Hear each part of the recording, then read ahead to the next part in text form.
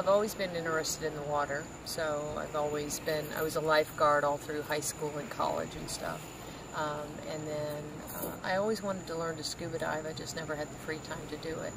And then I finally got to the point in my life where I got the free time, and so I did it. And I've always been fascinated with the fish and always wanted to know what I was looking at and stuff. So I actually got certified in 1990 and became a dive master in 92 and an instructor in 94.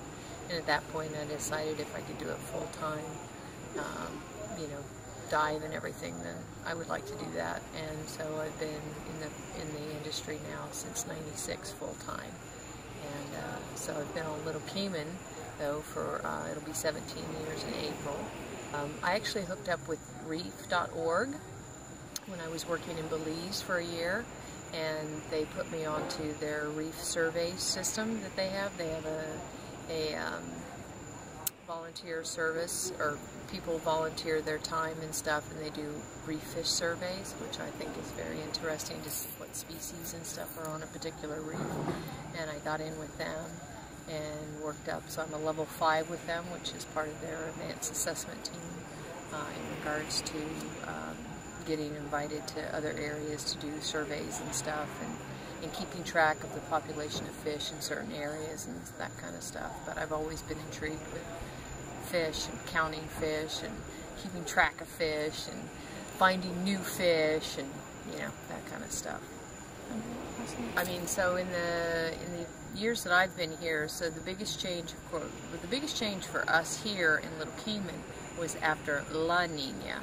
La Nina, the cold weather. Okay. Right, yeah. Not El Nino. Yeah. So, but La Nina was more of a heat. So I think El Nino was 1998. 1998, and La Nina was 1999. Yep. So, but our water temperatures got a lot warmer in 1999. Temperatures got up to about 88 degrees. And so it was a major bleaching event across the board. So it was 88 degrees pretty much the July, August, September. And so the corals took a really hard hit. So everything bleached out.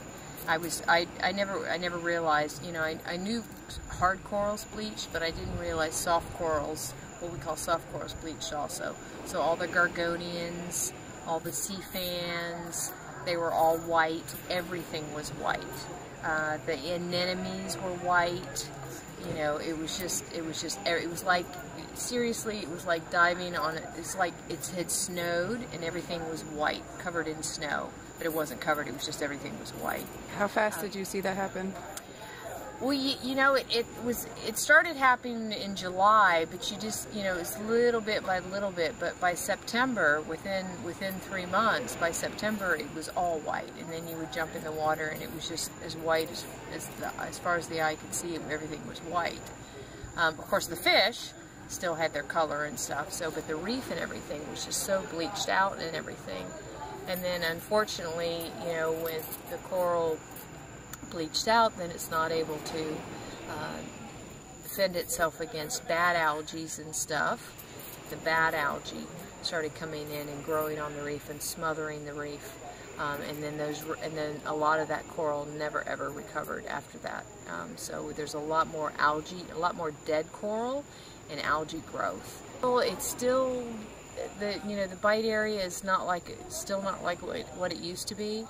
Just because of the algae growth is still there and stuff.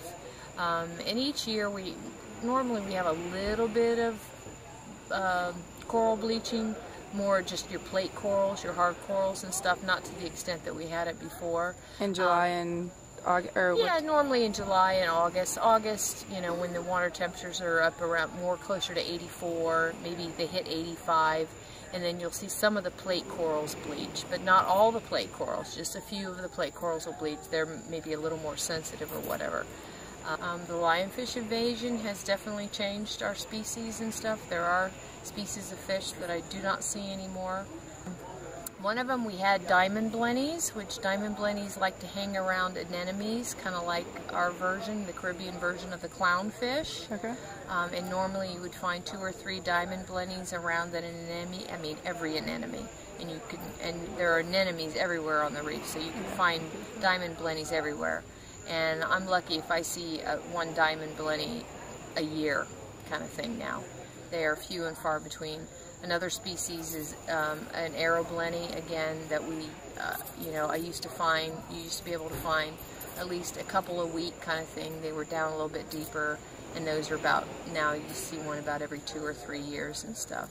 The thing is I know they affect a lot of, like, the fairy basslets and stuff, although we don't see it so much because there's so many fairy basslets, you don't notice it and stuff so much on the reef, but I have seen certain species, the neon goby, a lot of the little fish have declined and are very, very, very hard to find. So that's unfortunate and stuff.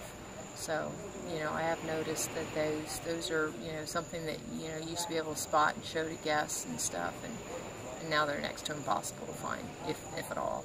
So, in regards to, you know, making sure that you're not overfishing, you know, of course here with our groupers, we're very protective of our groupers here because overall they are on the endangered species list now. They've been overfished pretty much across the world and stuff. We actually have one of the we have, if not the only viable aggregation spawning of Nassau groupers left in the Caribbean, because everywhere else they've been overfished, so we're very protective. So things like that especially, I think certain fish, like, they're endangered, but they're not protected, and I think, like, groupers should be protected across the board, everywhere. I think people should stop eating grouper. There are, statistically, you know, there are a lot of other fish out there that grow a lot faster, reproduce a lot quicker, much more sustainable, you know, eat those, and, you know, and there should be some kind of, that's what I would like to see. I would like to see groupers taken off the menu completely, and they'd be protected, and nobody be able to serve grouper or eat grouper, you know, because they're not sexually mature until they're 5 to 7, you know, and yeah, so, and they are an apex predator. They're a top predator, and they are, you know, they help keep the reef system in check down the line, and if you get rid of one of those apex predators, then everything goes out of whack. And unfortunately with the lionfish here, you know, the groupers are definitely one of our last hopes that, you know, that the groupers can kind of keep the lionfish and help keep the lionfish in check, because they'll learn that they can eat lionfish, and they will keep the lionfish in check, which could be very detrimental to our reef system. So if I could pick one thing, then I would tell everybody to stop eating grouper. People say, well, it's on the menu. Well, if you stop ordering it, it'll stop being on the menu. It'll stop being on the menu. And if you're in a restaurant where it serves, call the manager over and say, excuse me, did you know that these are endangered species? And, you know, and I think you should stop serving them, or I'll stop coming to your establishment. You know, and we can make a difference if we start doing that.